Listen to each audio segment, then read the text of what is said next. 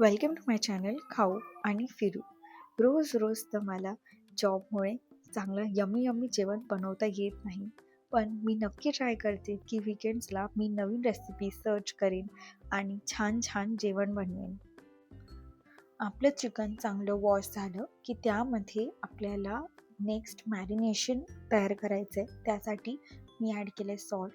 आमचा घरातला मालवणी मसाला मी ॲड केला आहे 2 चमचे आणि त्यापुढे लाल तिखट, हळद, जिरा पावडर, धना पावडर, 1 चमचा आलं लसणाची पेस्ट. हे सगळं आपण चिकनमध्ये छान मिक्स करायचं आहे. मॅरिनेशनची प्रोसेस ही खूप इम्पॉर्टंट स्टेज असते. ह्याच्यामुळेच आपले फ्लेवर्स एनहॅन्स होतात. म्हणून आपल्याला हे ॲटलिस्ट 2 आवर्ससाठी तरी मिनिमम मिक्स करून आपल्याला हे बाजूला ठेवायचे आहे. इथे मी 4 कांदे घेते मीडियम साईजचे. त्यांना उभं चिरते आहे.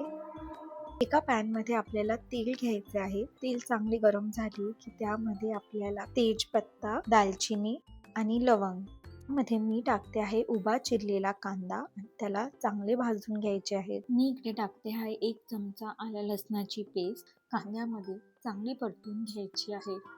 मीठ मी ह्या स्टेजला टाकते आहे बिकॉज आपला अनियन खूप छान सॉफ्ट होतो आणि लवकर भाजला जातो. तर आपल्याला कांदा हा कलर येईपर्यंत भाजायचा आहे, थोडा ब्राउनिश.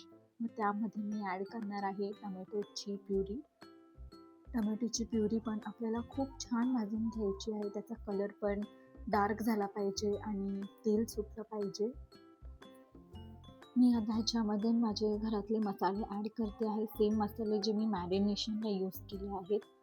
इथे आपल्याला एक लक्षात द्यायचं आहे की मसाले आपल्याला बॅलन्स करायचे आहेत, कारण आपण मॅरिनेशनला पण हे सेम स्पायसेस यूज केले आहेत. इथे जास्त टाकले तर खूप स्पायसी होऊ शकतं. इथे आता तुम्ही बघू शकता की मसाला खूप चांगला भाजलेला आहे, कारण त्याला तेल सुटलं आहे. ह्या स्टेजला आपल्याला आपलं चिकन ॲड करायचं आहे. आपलं मॅरिनेट केलेलं चिकन जे होतं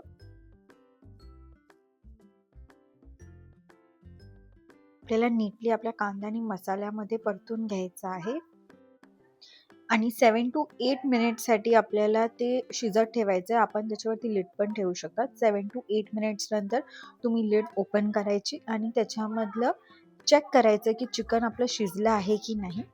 आपल्याला जर वाटलं की आपल्याला अजून थोडा वेळ ठेवायचा आहे तर तुम्ही परत 2 to 3 मिनिट्ससाठी ठेवू शकता.